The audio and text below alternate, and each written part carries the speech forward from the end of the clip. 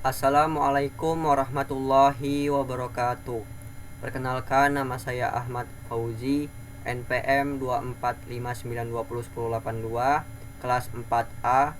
Guna video untuk memenuhi tugas mata kuliah analisis dan perancangan sistem informasi. Tugasnya buat skenario wawancara manajer atau dengan karyawan toko untuk mempelajari lebih lanjut tentang bisnis dan entitas yang terlibat dalam operasional toko buku. Selain itu, buat use case diagram, sequence diagram, dan activity diagram yang menggambarkan operasi pada toko buku tersebut. Tujuan wawancara. Wawancara dilakukan untuk memahami proses bisnis toko buku, mengetahui aktor yang terlibat, serta mengidentifikasi kebutuhan sistem informasi yang mendukung operasional toko. Selanjutnya, skenario wawancara. Ada nama narasumber, Andi Pratama, jabatannya Kepala Operasional Toko Buku. Nama tokonya Toko Buku Pelangi Ilmu. Daftar pertanyaan dan jawaban. Pertanyaan pertama, apa saja aktivitas utama di toko buku ini? Jawabannya, penjualan buku, pengelolaan stok, pemesanan buku ke supplier, dan pembuatan laporan penjualan. Pertanyaan kedua, siapa saja yang terlibat dalam operasional toko? Manajer, kasir, staf, gudang, supplier, dan pelanggan. Selanjutnya nomor 3, bagaimana proses penjualan buku dilakukan? Pelanggan memilih buku, lalu kasir melakukan scan barcode dan pembayaran. Selanjutnya, bagaimana pengelolaan stok buku? Stok dicek setiap hari. Jika stok menipis, maka dilakukan pemesanan ke supplier. Apakah ada pencatatan laporan penjualan? Ada, laporan dibuat harian dan bulanan. Selanjutnya, kendala apa yang sering terjadi? Kesalahan pencatatan stok dan keterlambatan update data penjualan. Langsung saja di sini kita akan membuat use case diagram menggunakan Draw.io. Di sini kita buka Draw.io.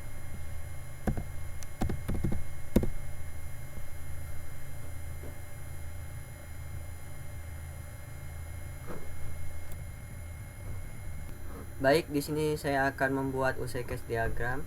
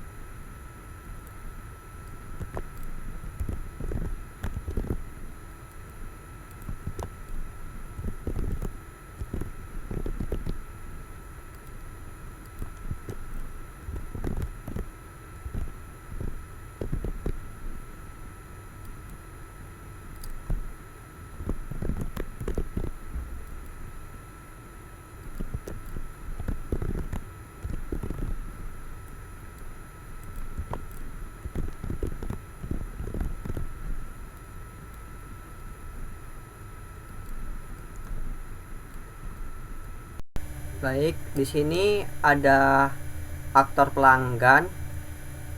Di aktor pelanggan ini adalah pihak yang berinteraksi dengan sistem. Selanjutnya di sini ada registrasi. Ini membuat akun baru. Selanjutnya di sini ada cari buku. Cari buku ini untuk mencari buku yang diinginkan. Selanjutnya di sini lihat detail buku. Lihat detail buku ini untuk melihat informasi detail buku. Selanjutnya tambah ke keranjang. Ini untuk memasukkan buku ke keranjang belanja. Selanjutnya check out. Check out ini untuk melakukan proses pembayaran. Selanjutnya lihat riwayat pembelian. Ini untuk melihat transaksi yang pernah dilakukan. Selanjutnya di aktor karyawan ini ada kelola buku. Selanjutnya di aktor karyawan ini bertugas untuk mengelola operasional toko buku. Di sini ada kelola buku. Ini untuk menambah, mengubah dan atau menghapus data buku. Selanjutnya kelola kategori. Ini untuk mengatur kategori buku. Selanjutnya kelola stok. Kelola stok ini memperbarui jumlah stok buku. Dan kelola pesanan. Kelola pesanan ini untuk memproses pesanan pelanggan. Selanjutnya kelola pesanan. Kelola pesanan ini untuk memproses pesanan pelanggan. Baik, di sini saya akan menjelaskan use case diagram. Aktor sebagai pelanggan ini pelanggan menggunakan sistem untuk melakukan aktivitas pembelian buku. Di sini ada registrasi, ini untuk membuat akun baru. Selanjutnya cari buku. Cari buku ini untuk mencari buku yang diinginkan. Selanjutnya di sini ada lihat detail buku. Ini untuk melihat informasi detail buku. Selanjutnya di sini ada tambah ke keranjang. Ini untuk memasukkan buku ke keranjang belanja. Selanjutnya di sini ada check out. Ini untuk melakukan proses pembayaran. Di sini ada include. Include ini untuk mengatur tim pemasangan. Saat proses check out dilakukan, sistem akan otomatis menjalankan proses atur tim pemasangan. Selanjutnya di sini ada lihat riwayat pembelian. Ini untuk melihat transaksi yang pernah dilakukan. Selanjutnya di sini ada karyawan. Karyawan ini bertugas mengelola operasional toko buku. Di sini ada kelola buku. Kelola buku ini untuk menambah, mengubah atau menghapus data buku. Di sini ada kelola kategori untuk mengatur kategori buku. Di sini ada kelola stok untuk memperbarui jumlah stok buku. Selanjutnya di sini ada kelola pesanan. Ini untuk memproses pesanan pelanggan. Di sini ada aktor sebagai manajer. Ini berperan untuk memantau hasil penjualan. Laporan penjualan ini memeriksa laporan penjualan toko.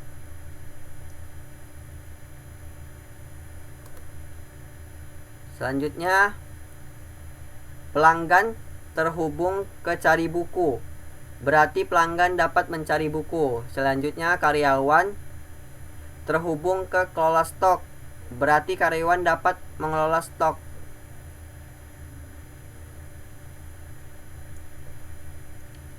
Kesimpulannya, diagram tersebut menggambarkan pelanggan melakukan pembelian buku, karyawan mengelola data operasional toko, manajer memantau laporan penjualan, dan semua aktivitas tersebut terhubung dalam satu sistem toko buku. Baik, langsung saja kita membuat sequence diagram.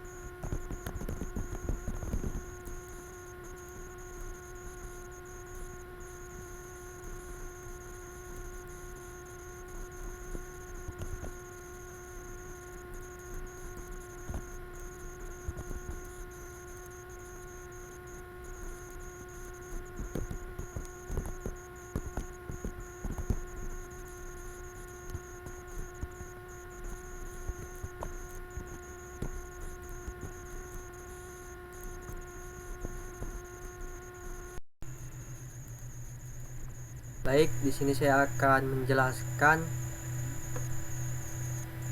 sequence diagram. Di sini ada pelanggan. Pelanggan ini sebagai pengguna yang melakukan pembelian buku. Selanjutnya, UI aplikasi toko buku ini menampilkan antarmuka yang digunakan pelanggan untuk berinteraksi dengan sistem. Selanjutnya di sini ada sistem. Sistem ini bagian utama yang memproses seluruh aktivitas pembelian. Selanjutnya ada tabel database. Di sini tempat penyimpanan data buku, keranjang, dan pesanan. Selanjutnya di bagian tabel payment gateway, di sini ada layanan pembayaran online yang memproses transaksi pembayaran. Selanjutnya di sini cari buku. Ini untuk pelanggan mencari buku melalui aplikasi toko buku. Selanjutnya kirim kata kunci. UI mengirim kata kunci pencarian ke sistem. Selanjutnya query data buku. Sistem meminta data buku ke database. Selanjutnya data buku. Data buku ini untuk mengirim data buku yang ditemukan. Selanjutnya tampilkan data buku. Ini untuk menampilkan hasil pencarian kepada pelanggan. Selanjutnya pilih buku dan tambah ke keranjang. Ini pelanggan memilih buku lalu menambahkannya ke keranjang. Selanjutnya simpan ke keranjang. UI mengirim data ke keranjang ke sistem. Selanjutnya simpan data keranjang. Ini sistem menyimpan data ke keranjang ke database. Selanjutnya oke. Database memberi konfirmasi bahwa data berhasil disimpan. Selanjutnya check out. Pelanggan melakukan check out. Selanjutnya buat pesanan. Buat pesanan ini sistem membuat data pesanan baru. Selanjutnya simpan pesanan. Pesanan disimpan ke database. Selanjutnya oke. Ini database memberi konfirmasi penyimpanan berhasil.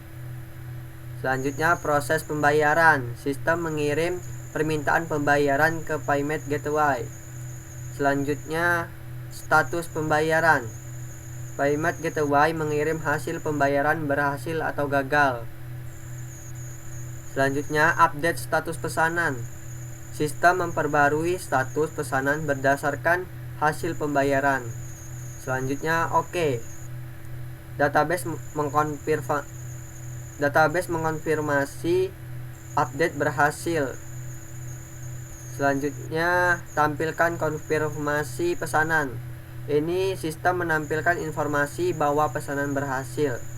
Selanjutnya terima konfirmasi. Pelanggan menerima konfirmasi pesanan.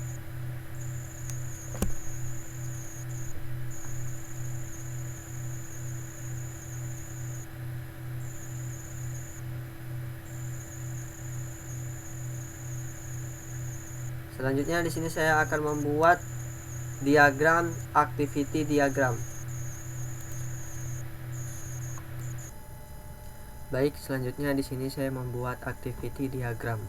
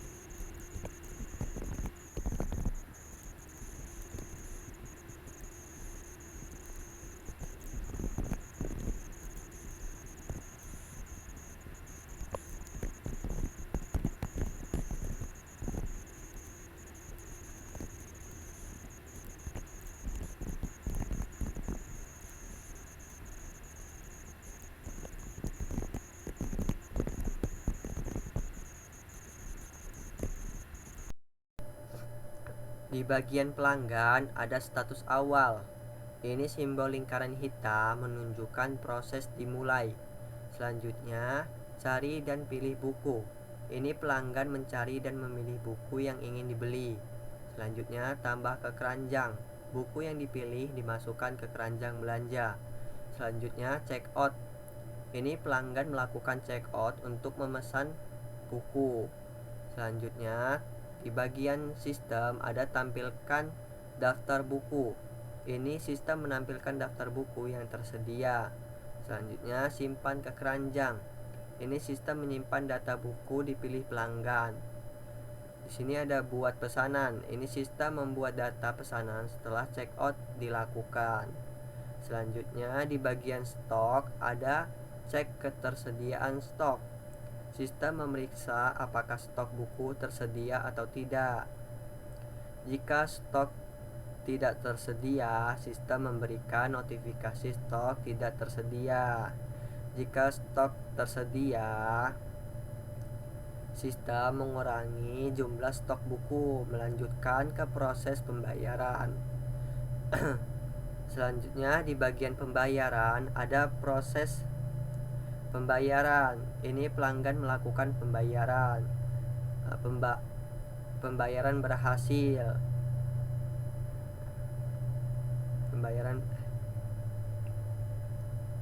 Di bagian pembayaran ada proses pembayaran. Pelanggan melakukan pembayaran.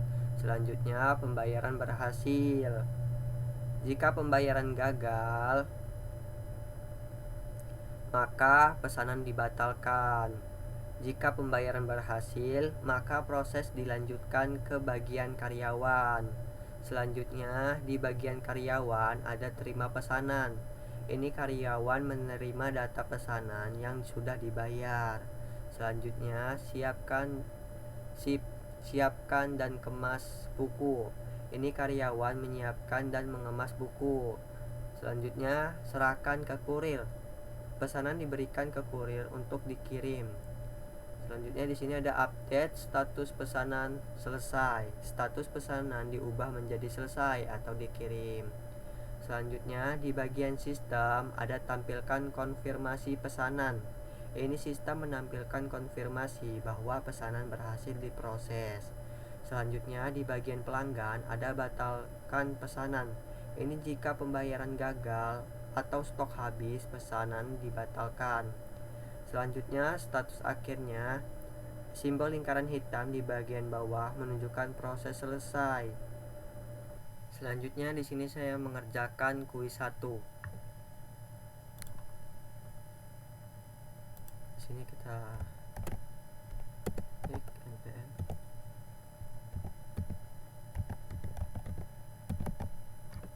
Kelas 4A.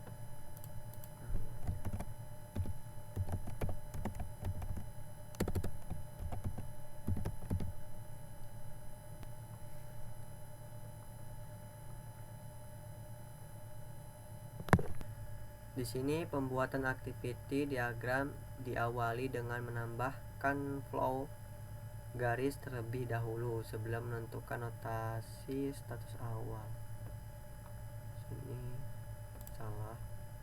UML merupakan metodologi kolaborasi yang mengadaptasi banyak pengguna pemrograman. Presentasi objek metodologi apa saja yang menjadi dasar UML. Di sini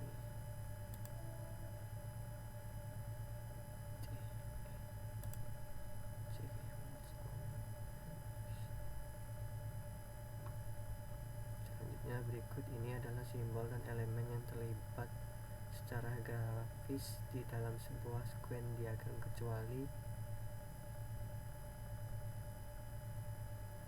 pesan next focus decision.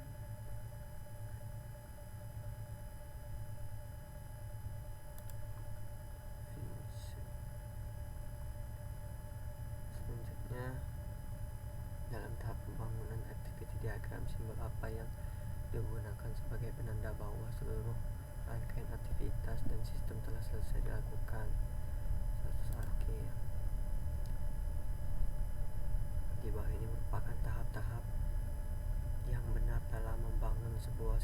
diagram kecuali persegi panjang yang mewakili sistem secara keseluruhan, mengonfirmasi bahwa pesan yang ditampilkan dalam urutan yang benar dari atas bawah, menambahkan deskripsi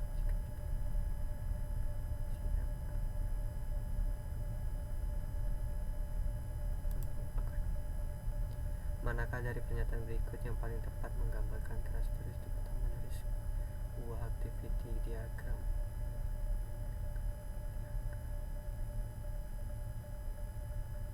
Horizontal.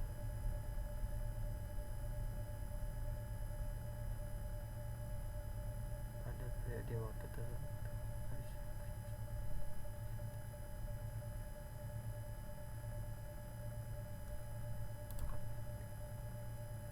karakteristik dari langkah awal atau persiapan dalam membangun square diagram meliputi hal-hal berikut, kecuali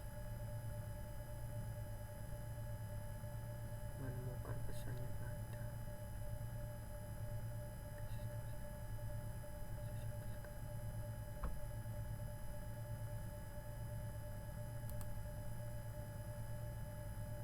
Selanjutnya, komponen apa pada square diagram yang dapat digunakan untuk menunjukkan adanya pesan operasional dengan ketentuan op serta fragmen alternatif. Bar khusus dan tingkat frame. Selanjutnya, UML digunakan untuk menangani beberapa hal dalam pengembangan intensif sistem software berorientasi objek, kecuali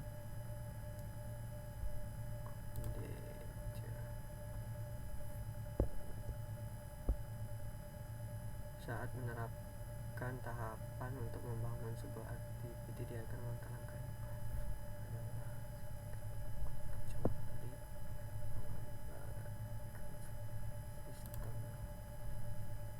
Di dalam pembuatan square diagram, apa tujuan utama dari dilakukannya identifikasi skenario worst case pada tahap awal untuk menemukan pesanan dan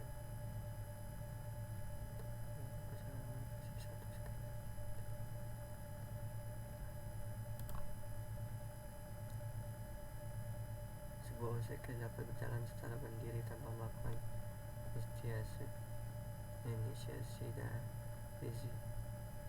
entitas eksternal seperti aktor. Salah. Urutan pesan dalam sebuah square diagram ditampilkan dan dibaca secara acak gantung pada sistem kepentingan pesan tersebut. UML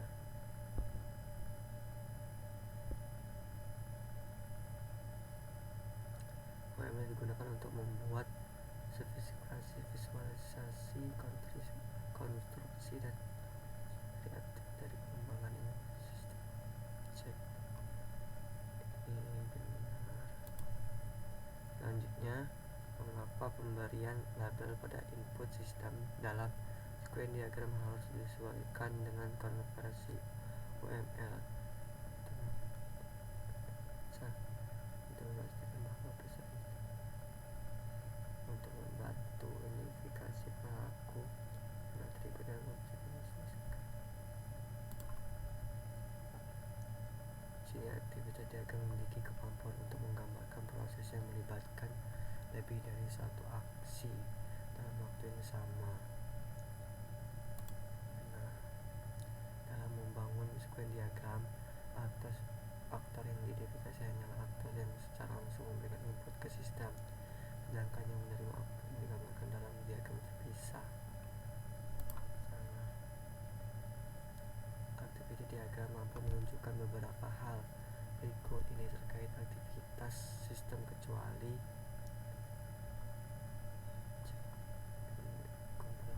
sistem bagaimana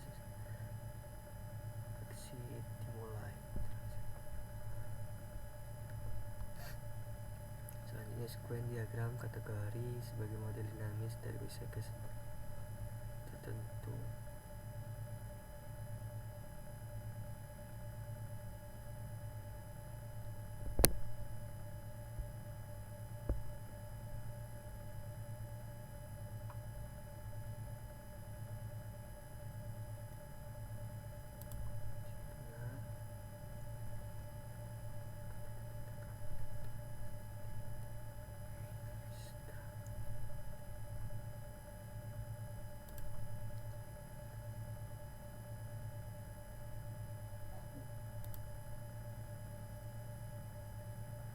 Sekian video dari saya akhiri. Wassalamualaikum warahmatullahi wabarakatuh.